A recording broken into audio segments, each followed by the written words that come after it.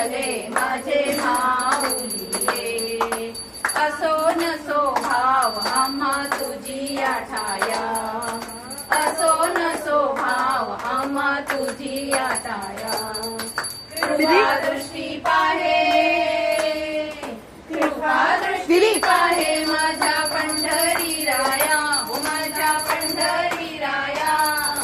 हे यो विठ्ठले माझे माऊली